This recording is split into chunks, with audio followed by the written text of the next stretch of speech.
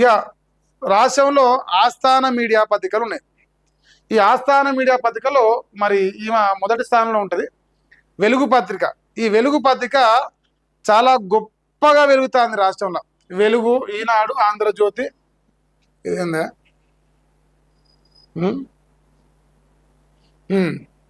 ఇప్పుడు రేవంత్ అన్న 2034 దాకా నేనే సీఎం ఉంటా అంటున్నాడు. విద్యాశాఖ నా వద్దే ఉంటుంది సీఎం రేవంత్ చెప్తా ఉండు. నాణ్యమైన విద్య కోసం అట ఉపాధ్యాయులు దీక్ష బూనాలి అంటున్నారు. విద్యార్థుల సమస్యలపై టీచర్ల సంఘాలు కొట్లాడాలంటున్నారు. 5 ఏళ్ళు కష్టపడదాం, దేశానికి ఆదర్శంగా నిలుద్దాం. మీ విదేశీ పర్యటనలు అనుభవాలు విద్యార్థులకు మేలు చేయాలి. మండలం యూనిట్గా విద్యా ప్రణాళికలు డిసెంబర్ లోపు రిపోర్ట్ ఇవ్వాలి. ప్రతి పిల్లవాడు ప్రభుత్వ పాఠశాలలో చేరేలా పనిచేయండి. ఫిన్లాండ్, జర్మనీ వెళ్ళిన టీచర్లతో సీఎం రేవంత్ రెడ్డి సమావేశం.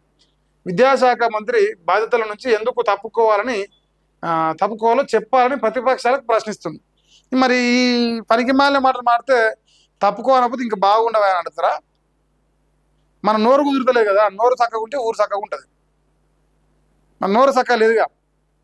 ఇప్పుడు రేవంత్ రెడ్డి గారి ఆస్థాన మీడియా పత్రికలో అందరు లేపి రాసుకుంటున్నారు. మావోడు 15 ఆగస్టు నుంచి కొత్త పెన్షన్లు. ఇది కూడా అదేనా? ఏందా ఇది? వేరువారు రాసిరా? దీనికి ఏం సంబంధం? పిల్లల కోసం పని చేయండి, మీకు నేనున్నా అన్నాడా నిజంగా ఈ మాటలు? నేను రాసిరా. తర్వాత మా పెద్దపాలేరు, కాంగ్రెస్కు పెద్దపాలేరు మా రాధాకృష్ణ ఇంకా చూసుకోరిగా. ఇంజనీరింగ్ విద్య క్రిమినల్ వేస్ట్. షబాష్ బిడా. నియాసముడి లుచ్చని ఎగిరి తన్నపోవడమే తెలంగాణ రాష్ట్రంలో మా విద్యార్థులు కావచ్చు, మా కల్వకుంట్ల చంద్రశేఖరరావు కావచ్చు, మా తెలంగాణ నిరుద్యోగులు కాబట్టి నేను ఎగిరి తన్నపోవడం చేసిన అతిపెద్ద తప్పు. అది క్రిమినల్ వేస్టే, క్రిమినల్ వేస్ట్. సో కనీసం ఉద్యోగాలకు దరఖాస్తు కూడా రాయలేకపోతున్నారట. విద్యార్థులే తప్పు కాదు, సరైన చదువు చెప్పలేకపోయినాం. ఎవరు చెప్పలేకపోయిండు? మల్లారెడ్డి చెప్పలేకపోయిండు, పలరాజిరెడ్డి చెప్పలేకపోయిండు, ఇంకోటి చెప్పలేకపోయిండు.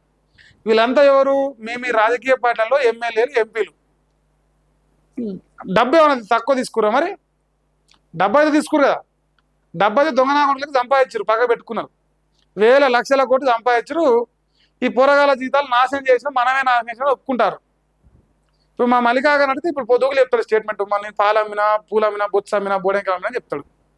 సంపాదించి మొత్తం మంది సొమ్మే. మందిని ముందు సంపాదించినా చెప్పడు. మంది కన్నా మట్టి కొట్టి సంపాదించి ఇలా సంసారం లెక్క ముచ్చట్లు చెప్తారు.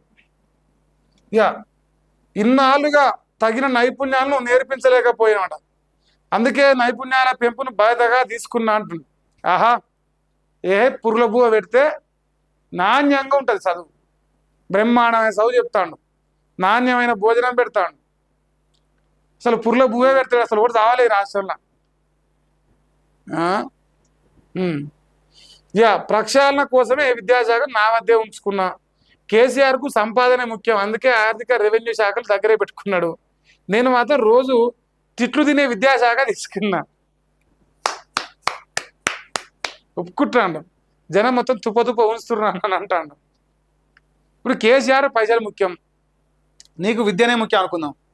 ఈ రాష్ట్రంలో ఎన్ని పాఠశాలలు పెరిగినాయి చెప్పు? ఎంతమంది గవర్నమెంట్ పాఠశాలల వైపు మళ్ళీ చెప్పు?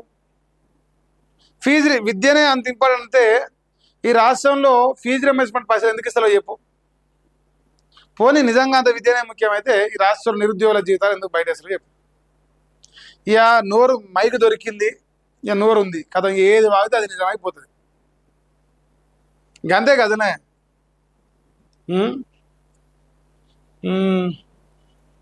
పాస్ చేస్తారో ఫెయిల్ చేస్తారో మీరే నిర్ణయించుకోండి. 2034 వరకు ముఖ్యమంత్రిగా నేనే ఉంటా.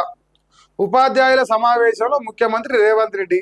ఇది మా అన్నగారు, మా నల్లమల్ల పులి గారు మాట్లాడాట. 2034 వరకు అన్నగారు ముఖ్యమంత్రుడు. ఈ స్టేట్మెంట్ అన్ని పేపర్లు వచ్చింది.